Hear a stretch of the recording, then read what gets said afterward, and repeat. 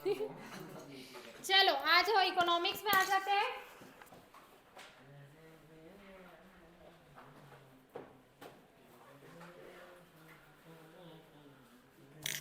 सबकी text book सामने चाहिए। Okay, text book as well as आपका नोटबुक। मूवी नहीं है और सारे रीमेक है, सारे गाने गाने गाने का कॉपी करके। कौन सा चैप्टर है? इसका एक्सरसाइज है ना। अच्छा, आप लोगों ने होमवर्क कंप्लीट किया है क्या? हाँ मैम, किया तो है। किया तो है, हाँ। पर शक्ल क्यों बता रही है नहीं किया किया है? श्योर नहीं था कि वही था क्या होता कैसा। क्या क्या आपने वो दिया था ना इसका, क्या? हाँ वही यस यस, वही नवरत्न स्टेटस का किया है। और एक डेफिनेशन थी, वो डेफिनेशन याद नहीं रही थी किसका लिखना है डेफिनेशन। ओके ओके, चलो बताओ तो फिर, क्या पढ़ा आपने नवरत्न के बारे में? नवरत्न के बारे में नवरत्न मतलब अपने जो देश को ऐसे मतलब 9 कंपनीज है जो देश को बहुत फायदा पहुंचाती है। मैनेजमेंट जिसमें स्किल्स मैनेजमेंट करने की क्षमता रहती है देश की, और देश की इकोनॉमी को बढ़ोतरी देने के लिए उसकी क्षमता रहती है। हाँ, तो उसके हम किस में, उसे हम किस में कंसिडर करते हैं? नवरत्न में। और क्या पढ़ा? चलो ओके, बताओ गायत्री। उसमें सब भेल सेल और उसके बाद पढ़ा कि जो नवरत्न जो कंपनी है ONGC उनमें से अभी थोड़े से अभी बेच दिए गए और प्राइवेटाइजेशन इसका हुआ है बहुत इसका। हाँ, और इसका प्राइवेटाइजेशन हुआ है। BPCL का हो गया, शायद से ONGC का हो गया, अरे हाँ HPCL का हो गया हाँ, शायद ओके से। और ओके। उसके बाद नवरत्न स्टेटस से मुझे ये पता चला वो BSNL एक का हो पब्लिक गया। सेक्टर यूनिट्स थे और जो BSNL का। इंडिया की इसके मतलब बढ़ोतरी के लिए कंट्रीब्यूट करते थे। ओके, और उसके इसमें बाद BSNL भी आता। बहुत सारे इसमें गांव विलेजेस में भी मोर देन 1 लाख इसको सप्लाई किया है। Okay, funds। चलो okay okay, now now now keep quiet. Okay, इसमें लिखा नहीं है पर यस मैम, वो BSNL बोला था उसने। अच्छा ओके ओके, बताओ गायत्री। BSNL। और एक डेफिनेशन शायद से मैंने गलत लिखी है, कोई किसकी तो डेफिनेशन बोले थे आप। बताओ क्या होगा नवरत्न के बारे में, क्या पढ़ा है? बताओ सूरज, क्या पढ़ा है नवरत्न के बारे में? कल अटेंड की थी क्या क्लास आपने कि नहीं किए थे?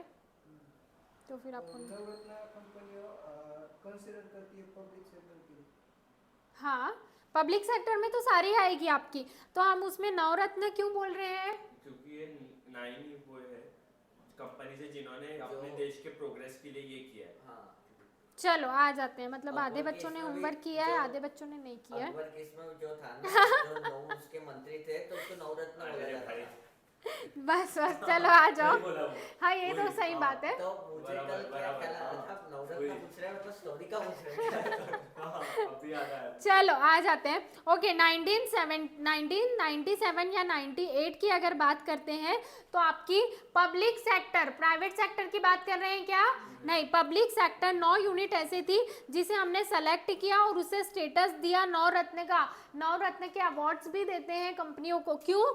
क्योंकि उनकी परफॉर्मेंस के बेस पे, राइट? हाँ बोलो। मतलब कल की रिकॉर्डिंग देखी, मतलब होमवर्क की मुझे जानना था क्या ओके ओके, तो उसमें आवाज बहुत ऐसे अलग आ रही थी। मतलब आवाज डबल 2 बार आ रही थी आवाज। क्यों? अभी भी आ रही है क्या? एक बार देखो तो, वॉइस क्लियर है क्या? मैंने रिकॉर्डिंग देखा ना तो उसमें मैं ऑनलाइन कर रहा था पर ऐसे आवाज आती है। तो मुझे वही तो, ऐसा कुछ रहता है ना, मतलब अगर आप ऑन, हाँ तो मैसेज किया करो ना, ताकि आप लोगों का। मैंने आज ही देखा। नहीं नहीं, सूरज को बोल रही हूँ। चलो, अजिंक्य दिया, वॉइस क्लियर है? मेरे इसमें भी आ रहा, क्या दिखता तुम्हें? सबके इसमें आ रहा क्या? बाप रे, ये आवाज है क्या? एलियन की आवाज। देखो तो, कल की रिकॉर्डिंग है। एक मिनट देख तो। इसका तो इन लोग पे तो लाइव है, आई थिंक अभी तो। ये तो बोले ही नहीं। 15 दिसंबर तक। हाँ, बाप रे, बंद करो, मुझे इतनी बेकार वॉइस नहीं सुननी है। एक साला ये रिकॉर्डिंग का अनइंस्टॉल करो बोलते हैं ऐप, नहीं तो नहीं चालू होगा बोलते हैं। बहुत ही सिक्योरिटी है इसमें। इसमें आ रही है, अब बिस्मिल्लाह। आज की ऐसे ही आ रही है क्या? कल आज के नहीं, आज के बरोबर है. आज का ओके है?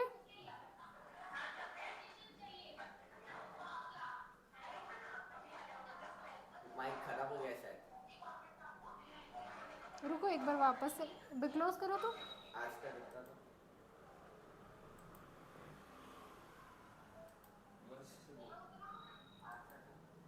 आज का बराबर है.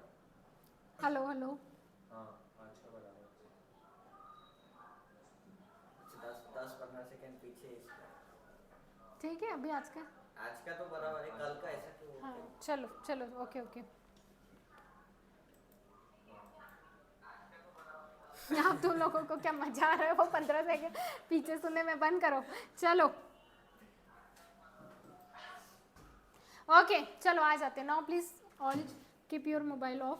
चलो आ जाते हैं। तो उन्हें हमने क्या दिया, नवरत्न का स्टेटस क्यों दिया?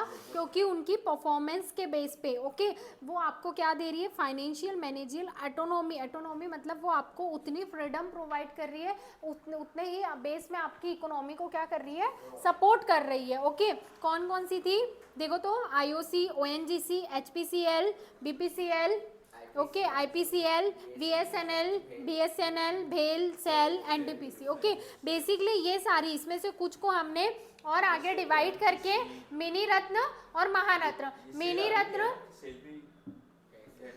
रत्न दैट मीन्स ये किस बेस पे डिफाइन किया हमने, उनके कैपिटल के बेस पे, उनके टर्नओवर के बेस पे। मिनी रत्न जो आपका इंट्रोड्यूस किया गवर्नमेंट ने 2002 में, किसको मिनी रत्न को 2 पार्ट्स में डिवाइड किया, 2 पार्ट्स में डिवाइड किया, मिनी रत्न कैटेगरी 1, मिनी रत्न कैटेगरी 2। पब्लिक सेक्टर कंपनी जिनका प्रॉफिट लास्ट 3 इयर्स में कंटिन्यूसली कितना है, द प्री टैक्स के पहले कितना होना चाहिए, 30 CR या फिर उससे ज़्यादा इन एटलीस्ट 1 of 3 years। मतलब वो जो आपके कंटिन्यू 3 साल है उसमें आपको कंटिन्यू प्रॉफिट में रहना है, तीनों साल प्रॉफिट प्रॉफिट प्रॉफिट, और एटलीस्ट 1 साल में आपका प्रॉफिट 30 करोड़ या उससे ज़्यादा होना चाहिए। ओके तो वो आप मिनी रत्न कैटेगरी 1 में आओगे। मिनी रत्न कैटेगरी 2 ने क्या बोला, mini Ratna A public sector company can be called as mini Ratna category 2 जो कंटिन्यूसली प्रॉफिट में है और साथ में कितने है, पॉजिटिव उसका नेटवर्थ है। मतलब कंटिन्यूसली प्रॉफिट तो बना ही रही है, पहले साल भी प्रॉफिट, लास्ट 3 इयर्स मतलब पिछले 3 सालों में प्रॉफिट में है, और साथ ही साथ आपका नेटवर्थ भी आपका क्या कर रहा है, ग्रो कर रहा है। तो मिनी रत्न कैटेगरी 1, मिनी रत्न कैटेगरी 2।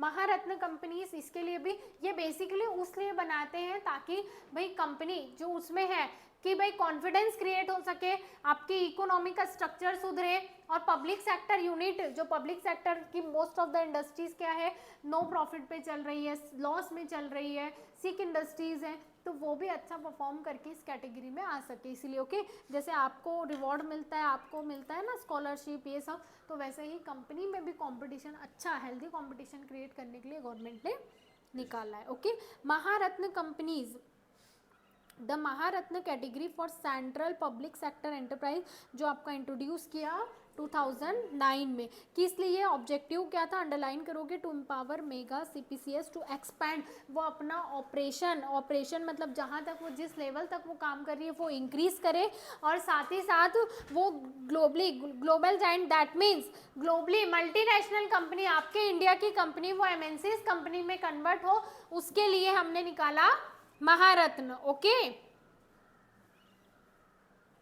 कि भाई अगर आपकी कंपनी है तो वो आपके इंडिया के साथ साथ, जैसे दूसरी कंपनी हमारे यहाँ कैसे आ रही है, MNCs आ रही है ना, आई थिंक आज कुछ तो इशू हुआ है, तो यहाँ पे इनका चैट नहीं आ रहा है, चैट डिसेबल हुआ है, Enable कर दो ना, वो वापस से, लाइव करना पड़ेगा। हाँ आई थिंक ऐसा कुछ है। चलो आ जाते हैं आगे। तो जैसे आपकी दूसरी कंपनी जो MNCs कंपनी, दूसरी भी तो बहुत सारी कंपनी है ना जो यहाँ पे आ रही है, तो जब हमारी कंपनी, जब दूसरों की कंपनी, दूसरे फॉरेन की कंपनी यहाँ आ सकती है, तो हमारी कंपनी ने भी आउट ऑफ जाना चाहिए नेशन के बाहर, वहाँ पे भी बिजनेस, क्योंकि इससे क्या होता है, आपकी इंडिया के, आपका जो कल्चर है वो तो दूसरी कंट्री में जाता ही है, वहाँ की फॉरेन, वहाँ पे जो इनकम अर्न करते हैं तो वो हमारे यहाँ आ रही है। अगर हमारी होम कंट्री है, मल्टीनेशनल कंपनी की होम कंट्री इंडिया है, तो फॉरेन एक्सचेंज कहाँ पे आएगा? आपके इंडिया में आएगा। रिजर्व कहाँ आएगा? आपके इंडिया में आएगा। तो उससे आपकी इकोनॉमी ग्रो करती है। ओके, चलो आ जाते हैं एमसीक्यूज में। सो ये इसके बारे में मैंने कल आपको बोला था पढ़ के आने के लिए। क्या हो गया है? चलो, ये अपने मेजर ऑफ ग्लोबलाइजेशन हो गया था ना? क्या? मेजर ऑफ ग्लोबलाइजेशन, हाँ, इसमें तो मुझे दिख रहा है। हाँ, एक्सिम पॉलिसी वगैरह के कल हुआ है ना? हुआ था। और इवोल्यूशन ऑफ इकोनॉमिक पॉलिसी हुआ था क्या? हाँ। चलो, हाँ, अनहेल्दी कंपटीशन वगैरह था है ना? कल सबने मस्त मस्त से अनहेल्दी कंपटीशन के एक पॉइंट कोई भी बताए शब्दों थे। पे याद आता कि हाँ, ये पण चलो ओके, आप अपनी टेक्स्ट बुक में टिक लगाओगे। ओके, और जो अपन डिस्कस किए वो याद रहता, बाकी भूल जाते। ये यही तो चीज़ है। इसलिए मतलब डिस्कस करो टॉपिक जो पढ़ते हैं। चलो आ जाते हैं।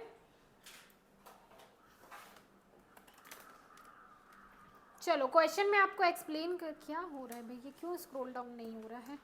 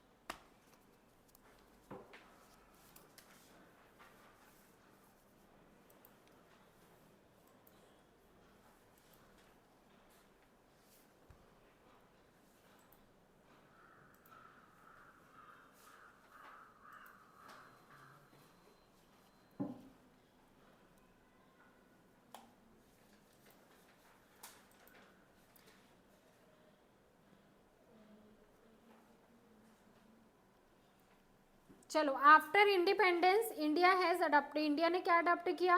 क्या सोशल, हम सोशलिस्ट पॉलिसी में जा रहे थे क्या? Mixed economy.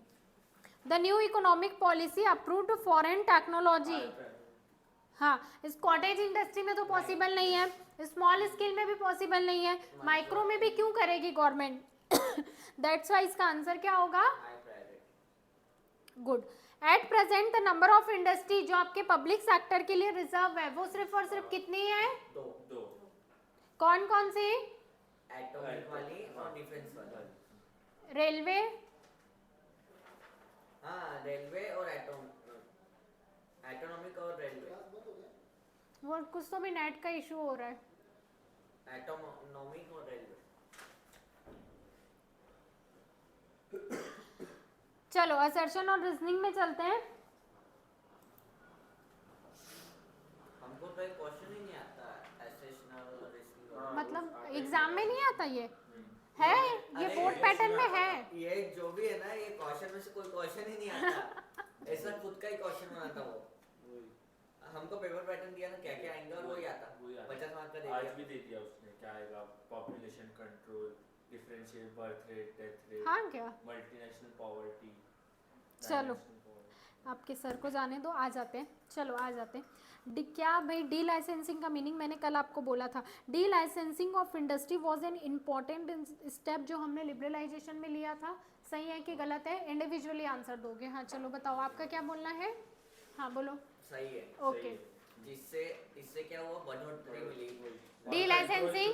डी लाइसेंसिंग हमने लिबरलाइजेशन में ही किया था। यस, क्योंकि डी लाइसेंसिंग का मीनिंग क्या है?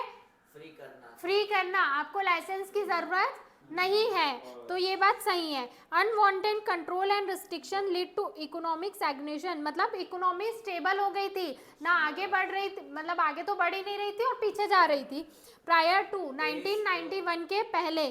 क्या ये बात सही है? A and R both are true, but R is not the correct explanation of A. क्यों नहीं है? क्योंकि एक जगह डी लाइसेंसिंग की बात हो रही है और दूसरी जगह,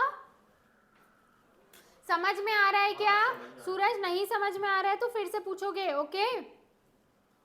पहली जगह आपके डी लाइसेंसिंग की बात हो रही है, दूसरी जगह अनवांटेड कंट्रोल एंड रिस्ट्रिक्शंस की बात हो रही है जो आपके लिबरलाइजेशंस के पहले है। तो दोनों ही स्टेटमेंट सही है, बट दोनों एक दूसरे का, पहला वाला स्टेटमेंट अगर दूसरे स्टेटमेंट को जस्टिफाई कर रहा है तो आप टिक करोगे कि both statement are true and R is the correct explanation of ए।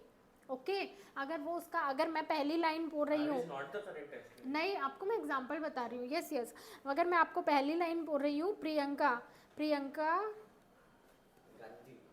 गांधी नहीं, प्रियंका इज माय, या प्रियंका ब्यूटीफुल है, प्रियंका सिंगिंग करती है, जो भी मैं लाइन बोल रही हूँ, और दूसरी लाइन उसी को मैं जस्टिफाई करते हुए बोल रही हूँ, तो वो आपका, उसको जस्टिफाई कर रही हूँ पहली वाली लाइन कि प्रियंका सिंगर है, तो दूसरी लाइन में आपको बता रही हूँ कि भाई वो उसने इतने सॉन्ग गाए हैं या वो यहाँ गाना गाती है, हाँ, तो ये उसको प्रूफ कर रहा है। लेकिन मैंने पहली लाइन बोली कि प्रियंका सिंगर है और दूसरी लाइन मैंने बोल दी कि प्रियंका मेरे घर के नियर बाय रहती है, तो दोनों बात का आपस में कोई रिलेशन है क्या? नहीं, दोनों ट्रू होगा, अगर वो मेरे नियर बाय भी रहती है तो वो ट्रू होगा, बट दोनों का कोई रिलेशन है क्या? Yes, okay. तो ऐसे असर्शन और रीजनिंग ये आगे आपको बहुत काम आएगा, ठीक है? तो ये थोड़ा, यस बिल्कुल आता है ये, तुझे समझ क्योंकि सीबीएसई में है तो इसमें तो आएगा। सीबीएसई का और इसके दोनों का पेपर पैटर्न अलग रहता है। चलो आ जाओ, question number 2, keep quiet. In 1991, India faced an acute shortage of foreign exchange reserve. क्या ये बात सही है? यस, हमने बताया था ना कि वो हमारे पास सिर्फ इतना ही था, एटलीस्ट 2 वीक का फाइनेंस था हमारे पास। इंपोर्ट कोटा उस टैरिफ के कारण क्या इंपोर्ट बढ़ता है? ये बात सही है क्या? सही है? नहीं है, सही नहीं है, मुझे लग रहा है सही नहीं है। टैरिफ वगैरह कम होगा तो इंपोर्ट बढ़ेगा ना। तो यहाँ पे क्या बोल रहा है? टैरिफ बढ़ रहा करके ऐसा कम होगा, तो आप पढ़ो ना, इंपोर्ट कोटा एंड टैरिफ, क्या लिख रहा है ये? गलत होगा ना ये स्टेटमेंट। आपके जितने भी इंपोर्ट कोटा है या फिर जो टैरिफ है, अगर वो बढ़ने लगता है तो आपका इंपोर्ट बढ़ता है क्या? नहीं, इंपोर्ट कम होता है। Lead to an increase in import. Okay, post liberalisation the sale of domestic goods has increase. Post liberalisation के बाद, प्री पहले होता है ना, पोस्ट बाद में होता है। डोमेस्टिक गुड्स की सेल बढ़ती है क्या? वही मैं आपसे पूछ रही हूँ। The demand for import goods has increase due to liberal policy. Yes, ये बात तो सही है। तो अगर post the sale of domestic goods, दोनों क्या होंगे? लेकिन दोनों एक दूसरे का, क्या ये इसको जस्टिफाई कर रहा है क्या? आप बताओगे, इंडिविजुअली आंसर दोगे? हाँ, पढ़ो आराम से, ग्रुप में नहीं दोगे ताकि मुझे समझ में आए।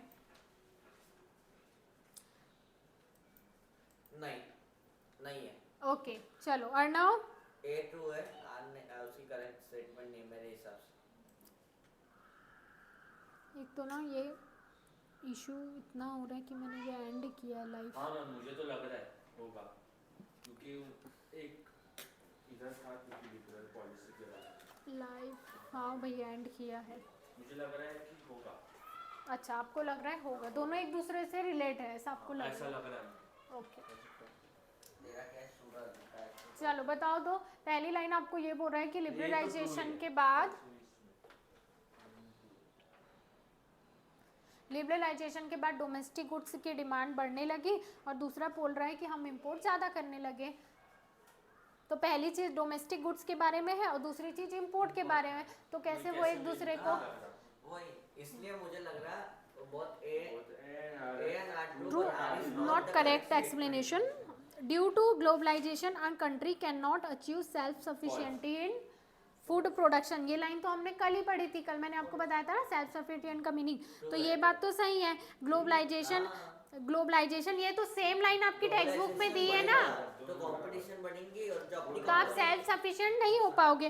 Globalisation has created revolution in IT sector, दोनों सही है। मैंने क्या बहुत क्या लगा ग्लोबलाइजेशन के कारण अपना ये अपन सेल्फ सफिशिएंट हो रहे क्योंकि अपने कंट्री के पास गुड्स मतलब ये प्रोविडेंट टेक्नोलॉजी वगैरह ज्यादा अपडेट हो रही है, तो Okay. इसके कारण मुझे लगा कि हो सकता है। A and R both are true, But R is not R correct correct explanation. of it. चलो find the odd one, first बताओगे, फर्स्ट बताओ वर्णाओ। हाँ demonetisation. Okay, second Vineet. Industrial compulsory licensing and agro-based industry industrial explosives, इसमें आएगा cigarette, नहीं cigarette नहीं, इसमें लगता है compulsory agro based industries. Third Gayatri. Okay, fourth Navratna HPCL है शायद, नहीं है, है। HPCL है, SPCL नहीं है, SS। हाँ फोर्थ बताओ सूरज। यस सही बोल रहे हो, वेरी गुड।